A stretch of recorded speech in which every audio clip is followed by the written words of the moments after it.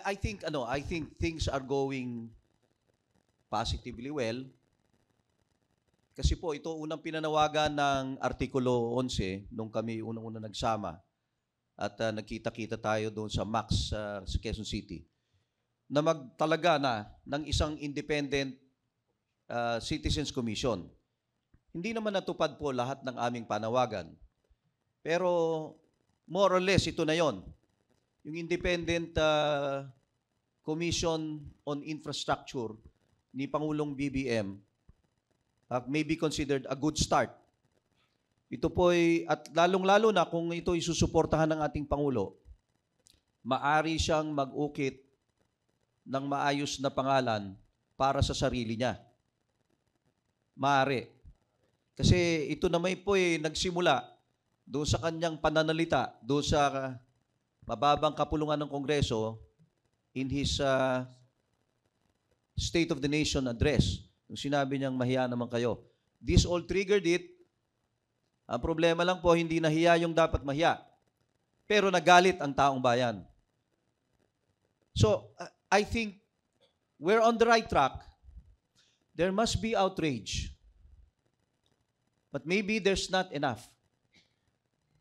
Hindi po tayo pa nakakakita ng talagang widespread na outrage o paggalit, pagkamuhi, pagkadiri sa mga ginagawa nitong mga politiko natin. Sa mga halal. Kasi ang problema po, yung ordinaryo nagnanakaw ng pera ng ibang tao. Itong mga magnanakaw sa Kongreso, kasama na yung sa DPWH, at saka yung mga accomplice nila namang kontratista, ang ninanakaw pera ng taong bayan. Ang ninanakaw ay ang kinabukasan ng bayang Pilipinas. They are robbing the future of the nation. They are robbing the future of our children Ito dapat pumupunta sa mga magagandang proyekto, pagpapaunlad ng ating bansa. Pero kinukuha, binubulsa, at pinanggugood time na mga nepo baby, na mga anak nila o sila mismo, pinangkakasino nila, pinambibiyahin nila, pinambibili magagandang sasakyan, habang ang milyon-milyon na Pilipino nakalugmok sa kahirapan. Bakit naman ganun? Pangalawa po, hindi lamang supisyente ang investigasyon dito. Hindi po Kasi more or less, alam na ng taong bayan kung saan nangyayari yung pagnanakaw, paano ginagawa yung pagnanakaw, at sino nakikinabang sa pagnanakaw. Maski naman sa mga pangalan may idea na ang taong bayan. Alam na natin, lumalabas na yung mga pangalan Escudero, Villanueva, Jenggoy. Sa Senado, di ba? Tahimik pa si Mark Villar Pero si Mark Villar, siya DPWH, nung malakas na malakas kumita si Diskaya. Ano nangyari? Bongo. Di ba meron silang contracting company? Kontratista sila Ba't hindi lumalabas mga pangalan la? Kasi po, ang nangyayari ngayon, nagkakaroon tayo ng circus Circus yung nangyayari sa Senado, lalo na po, nung pinapangunahan nung senador na, ang pangalan nun? Marcoleta. Ang nagkamali, Marcoleta, laging galit. Laging galit hindi mo permanente na yata yung galit niya. Lalo na nung panahon na yun, di ba? Siya pala ang nagturo doon sa mga Diskaya kung paano gawin yung state witness. Siya pala At siya ang nagtatakip sa Senado na huwag pag-uusapan ang mga proyekto ng panahon ni Duterte. Kailangan mag-umpisa 2022 lang. Tingnan yung kalokohan na yan, di ba? Di ba malaking ano ba ito? Ano nangyayari dito? Senado po yan The Senate, which was supposed to be the institution of our most senior and erudite statesmen. Yan po ang pinanggalingan nila Lorenzo Tanyada, Jose W. Jokno, Claro M. Recto. Yung pinakmalalaki nating mga leaders na sayang hindi naging presidente pero mas magaling sila sa presidente. O tapos sa House naman, tingnan nyo. Di ba?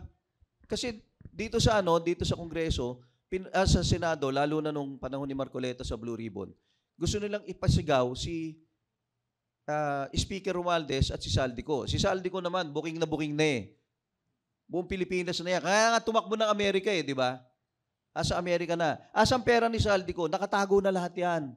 May instruction na yan sa mga tauhan niya. Tago niyo yung pera. Oh. Si Speaker naman, dapat naman tamaan siya dito. Hindi naman pwede makaligtas yan. Ang problema po, eto ha, kasi may mga dirty players tayo sa politika eh. Oh, I'm referring to the DDS. Didiretsuhin ko na. Yung mga supporters ng dating Pangulong Duterte ay gustong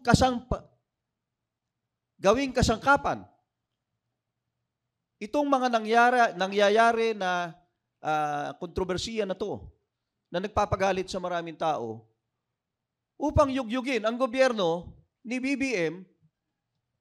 Pag nawala si BBM, sino papalit? Ay di si Sara.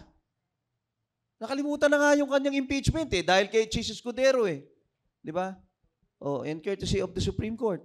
Nakalimutan na. Hindi na pinag-uusapan yan. O pagka na nga naman mawala si Pangulong BBM, ang papalit, ang pangalawang Pangulong, Sara Duterte. So they will now worm their way into these citizens' activities, legitimate citizens' protests, and try to destabilize. Ito po ang kinatatakot din natin. Kailangan maging mapagbantay at maingat. Kasi may mga may mga dirty players na pumapasok na eh. We should be really very worried about them. Pero one last point, no? Kasi po nakikita natin, alam mo, lumiit na 'yung mundo dahil sa social media. Nakita po natin nangyari sa Indonesia, naglabasan ng taong bayan. Lalong-lalo na 'yung mga nagmumotorsiklo. Dahil lamang 'yung mga congressman nila nagpasa ng batas na sila ibibigyan ng katakot-takot na mga benepisyo. Nagalit ang tao, tapos meron pa nasagasaan ng pulis na motorcycle rider. Nagalit ang tao. Naglabasan sa karsada. Nayugyog ang lipunang Indonesia. Hanggang lumabas ang Pangulo nila, sinabi, sige, binabawi na. Binabawi na nila. O mas matindi nangyari sa Kathmandu, sa Nepal. Doon, pinabagsak ang gobyerno ng mga kabataan. Kabataan, ha? Gen Z. Lahat mula Prime Minister, lahat, pinabagsak nila. Lumayas, hinahabol. Wala naman silang pinatay. Sinusunog lang nila yung mga malalaking mansyon. Mabuti nga yung kay Diskaya, binato lang ng kamatis eh. Nagagalit pa yung pulis. Dapat sunugin yun eh. Di ba? Kung susundin natin yung ginawa ng Nepal. Hanapin yung mga property ni Saldico. Hanapin yung mga property ng mga congressman na may mga kontratista na pala sila. Ano pangalan? Meron. Contract Worker Solidarity. May ganun pa eh. Na party list. Dati-dati mga party list dyan, talagang mga Sator Ocampo, Eta Rosales, Rene Magtubo, talagang kumakatawan sa mga mamamayan natin maliliit. Ngayon, tignan nyo yung party list, Saldico, bilyonaryo.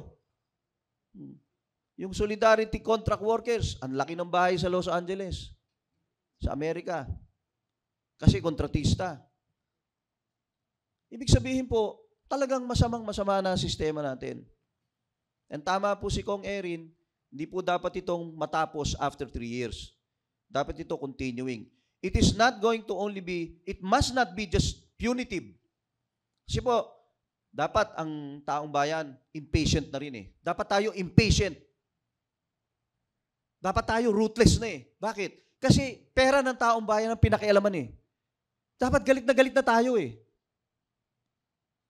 Siguro kulang pa. Pero sige lang. Kasi lumalabas naman na lahat yan. Mabutit lumalabas. Pero sana naman, na hindi na tayo natulak sa pagiging manhid sa mga korupsyon na nangyayari sa paligid natin. So I think we are on the right track. Lalaban tayo sa mga susunod na araw sa iba't ibang anyo ng paraan ng ating paglaban. Yung mga pwede magmarcha po tayo. Yung malalakas pa tuhod, magmarcha tayo. Malalakas ang boses, magdiskurso.